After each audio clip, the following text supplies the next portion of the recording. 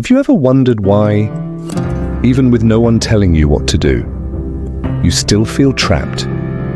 You wake up when you want, eat what you want, scroll as long as you want, and yet you're anxious, restless, and strangely powerless.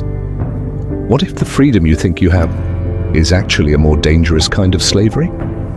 The Stoics believe that most people aren't free, not because they're locked in chains, but because they're ruled by something much harder to escape, themselves. Part 1. The illusion of freedom. You live in an age where freedom is advertised like a product. Do whatever you want, follow your desires, chase comfort, indulge.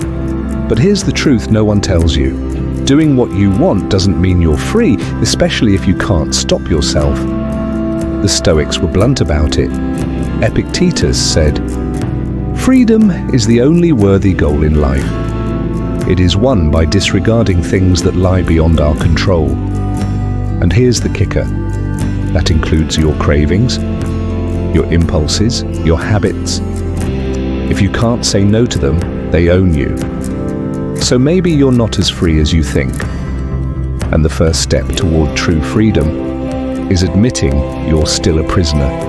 Part 2. Epictetus and the slave who was freer than kings. Epictetus was born a slave, owned by another man, beaten, controlled, humiliated, and yet he became one of the freest minds in history. How? Because he understood that freedom is not about chains on the body, it's about chains on the soul. He trained his mind to obey reason, not emotion, to act with purpose, not impulse, to rise above circumstances rather than be owned by them. And from within slavery, he became the master of himself.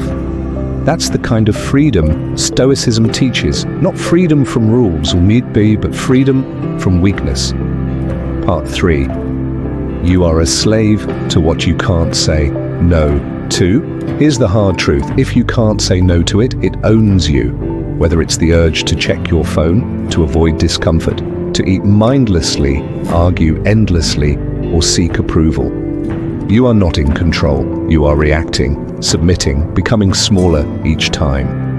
Epictetus warned us, no man is free who is not master of himself. And that includes the small, daily decisions no one sees, because that's where your real freedom is either won or lost. Part 4. Comfort chain. You quietly comfort doesn't scream. It whispers. It tells you you deserve this. You can do it tomorrow. Don't worry about discipline, just be happy. But comfort is a liar, because the more you chase it, the more it controls you. The Stoics knew that comfort softens the soul. That's why they practiced voluntary discomfort, cold baths, simple food, silence, solitude, not to suffer, but to sharpen their strength, to prove to themselves that they were not ruled by luxury or ease. Can you say the same? Part 5. Marcus Aurelius on inner rule. Imagine the Emperor of Rome, Marcus Aurelius, sitting in his chambers, not chasing wealth or women, but writing to himself, urging himself to stay calm, focused, and disciplined. He ruled the greatest empire in the world, but his greatest challenge was ruling himself.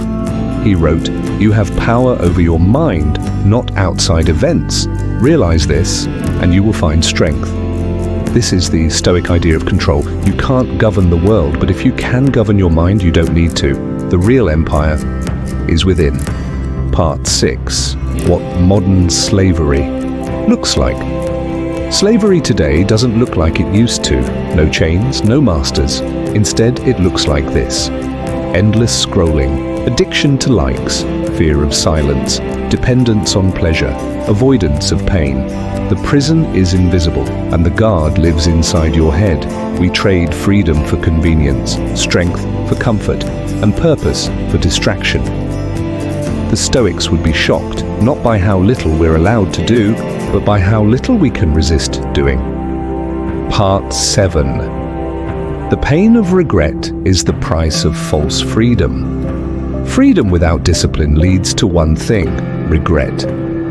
Every time you choose the easy way out, Every time you delay the important for the comfortable, you buy momentary relief with long-term pain. Seneca warned, "We suffer more often in imagination than in reality."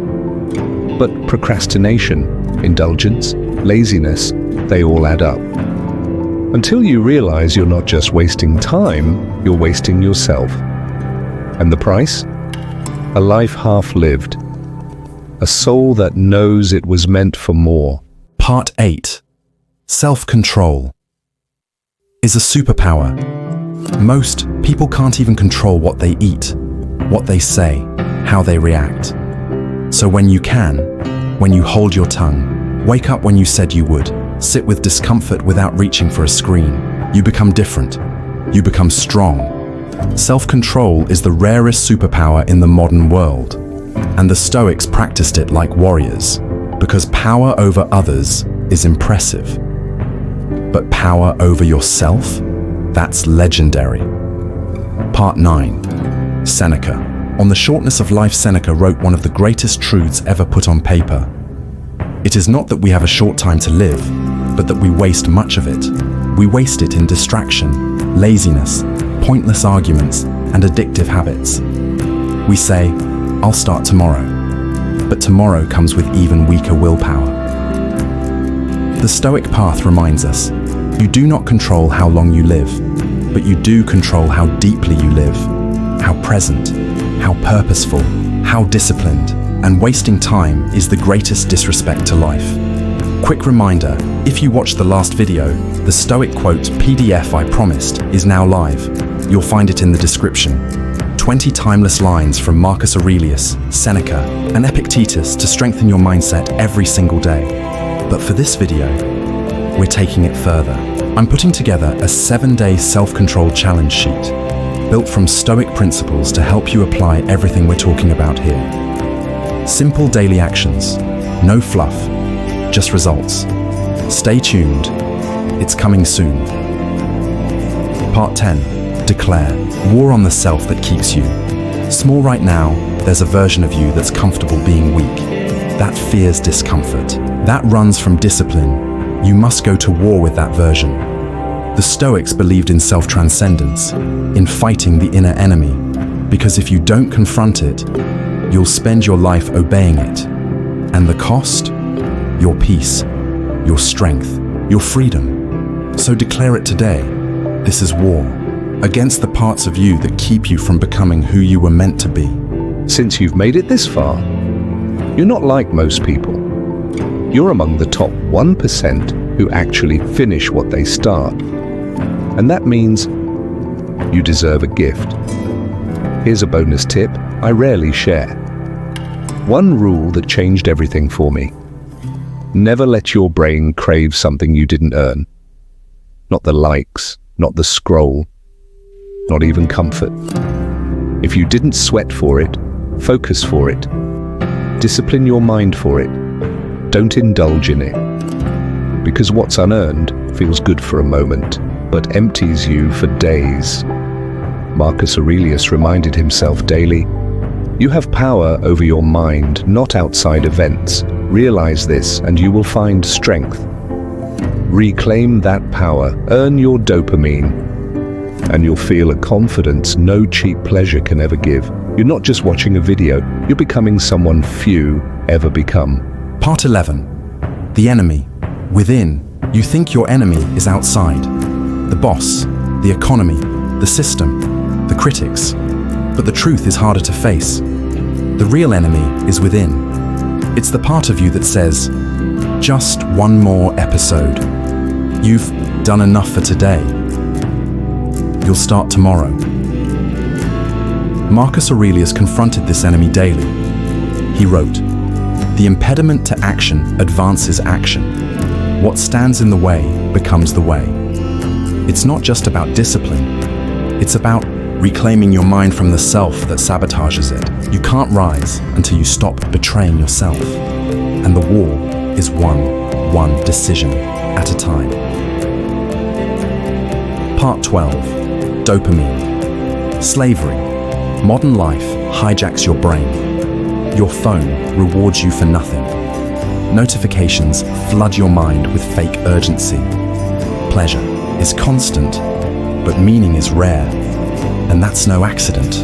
Your brain wasn't built for this. The Stoics lived in silence, reflection, intention. You live in chaos, noise, reaction. Dopamine isn't evil, but when it's abused, you become numb, unfocused, weak. Self-control in a dopamine world isn't just stoic, it's revolutionary, because in a world where everyone is overstimulated, the one who can sit still wins. Part 13. The discipline of a Stoic. Warrior discipline isn't punishment, it's training, it's war paint for the soul. The Stoics didn't see discipline as suffering, they saw it as self-respect. Seneca fasted not to impress anyone, but to prove he didn't need pleasure. Marcus Aurelius woke before dawn, not because he liked it, but because greatness demands it. Today, we glorify motivation. But motivation is weak. Discipline is what moves when motivation is silent. Train like a Stoic. Rise with purpose. Fight for your own freedom. Part 14. Silence as control. The loudest minds are often the most lost. They speak quickly, react instantly, overthink everything. The Stoics believed in stillness, not as passivity, but as power. Be silent for the most part, Epictetus advised, or speak only what is necessary. Silence is control. Stillness is resistance.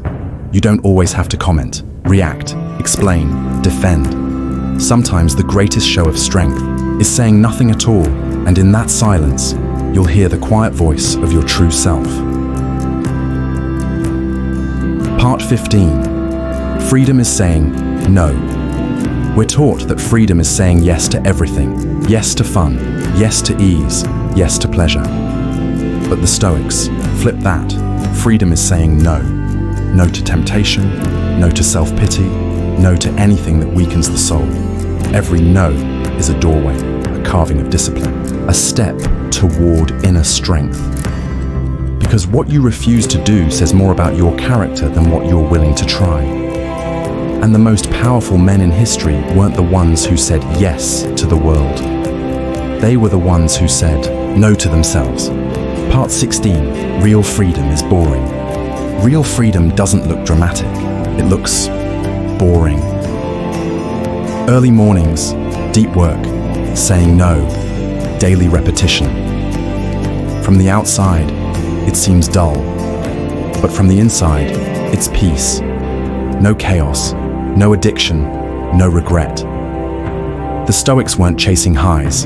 They were building inner stillness, and in a world addicted to dopamine and noise, a boring, disciplined life might just be the most rebellious thing you can live. Part 17. The battle between the two selves.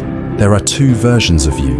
The lower self, driven by comfort, fear, distraction, and the higher self, driven by virtue, purpose, courage. Every decision feeds one and starves the other. The lower self is loud. It wants things now. It's emotional, impulsive, greedy. The higher self is quiet. It waits. It works. It endures. The Stoics didn't fight the world. They fought this daily battle inside, and they knew the self you choose to serve will shape your destiny. Part 18. Emotional slavery, anger, jealousy, lust, fear.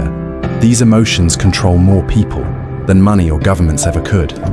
You're not free if a tweet can ruin your day, if envy poisons your peace, if lust blinds your judgment, if fear stops your progress. Epictetus said, "Any person capable of angering you becomes your master." The Stoics trained to rule their emotions, not suppress them, but master them. That's not being cold, that's being powerful, because the one who controls their emotions controls their life. Part 19. The cost of becoming freedom is not free. It costs something. It costs comfort. It costs excuses. It costs the old version of you. You'll lose friendships built on weakness. You'll miss out on easy pleasures. You'll suffer in silence sometimes. but what you gain is worth everything: clarity, confidence, inner strength. The Stoics knew that freedom wasn't about getting what you want. It was about wanting less and needing only what makes you stronger. That's the price, and it's a bargain. Part 20. Choose your chains, or break them. You will serve something, whether you like it or not. You will either serve your emotions, or your values, your impulses, or your intention, your distractions, or your discipline. The question isn't if you're chained. The question is, to what? And in the end, you get to choose. Live comfortably in chains, or suffer briefly and walk free. The Stoics chose freedom. Now it's your turn. You've made it this far. You're clearly ready to level up. So first, download the Stoic Quote PDF if you haven't already. And second, comment "I'm" and if you want early access to the self-control challenge sheet I'm building for this series. This isn't just content, it's your turning point, so hit subscribe and let's walk this Stoic path together.